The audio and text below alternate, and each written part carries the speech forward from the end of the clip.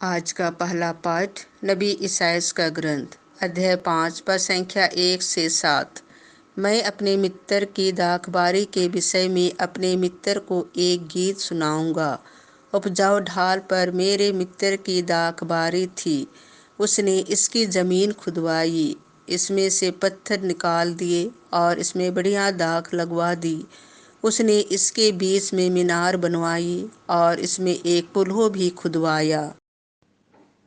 उसे अच्छी फसल की आशा थी, किंतु उसे खट्टे अंगूर ही मिले। यरूशलेम के निवासियों, हे यहूदा के लोगों, अब तुम मेरा तथा मेरी दाखबारी के बीच न्याय करो।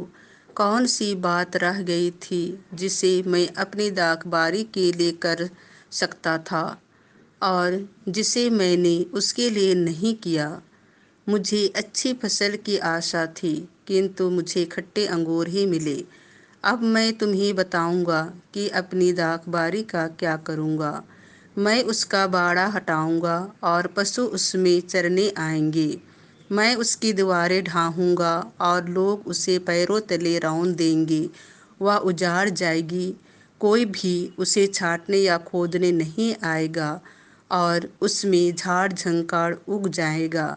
मैं बादलों को आदेश दूंगा कि वे उस पर पानी नहीं बरसाए। विश्वमंडल के प्रभु की यह दाखबार इस्राएल का घराना है और इसके उत्तम पौधे यहूदा के लोग हैं। प्रभु को न्याय की आशा थी और भ्रष्टाचार दिखाई दिया। उसे धार्मिकता की आशा थी और अधर्म के कारण अहंकार सुनाई पड़ा। आज का दूसरा पाठ फिलिपियों के नाम संत पौलुस का पत्र अध्याय 4 पद संख्या 6 से 9।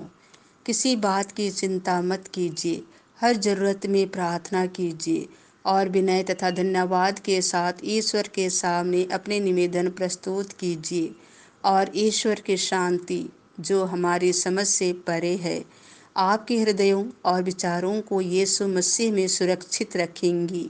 भाइयों, अंत में यह जो कुछ सच है, आदरणीय है, जो कुछ न्यायसंगत है, निर्दोष है, जो कुछ प्रीतिकार है, मनोहर है, जो कुछ भी उत्तम है, प्रशंसनीय है, ऐसी बातों का मनन किया करें। आप लोगों ने मुझसे जो सीखा, ग्रहण किया, सुन लिया और मुझ में देखा, उसी के अनुसार आचरण करें और शांति का ईश्वर आप लोगों के साथ रहेगा। संत मत्ती के अनुसार पवित्र सुसमाचार अध्याय 21 पर संख्या 33 से 43। यीशु ने महायाजकों और जनता के नेताओं से कहा, एक दूसरा दृष्टांत सुनो। किसी जमींदार ने एक दाखबारी लगवाई, उसके चारों ओर घेरा बनवाया, उसमें रस का कुंड खुदवाया और पक्का मचान बनवाया। तब उसे असामियों को पट्टे पर देकर वह प्रदेश चला गया। फसल का समय आने पर उसने असामियों के पास अपने नौकरों को भेजा, जिससे वे फसल का हिस्सा वसूल करे। किंतु असामियों ने उसके नौकरों को पकड़कर उनमें से किसी को मारा पीटा, किसी की हत्या कर दी और किसी को पत्थरों से मार डाला।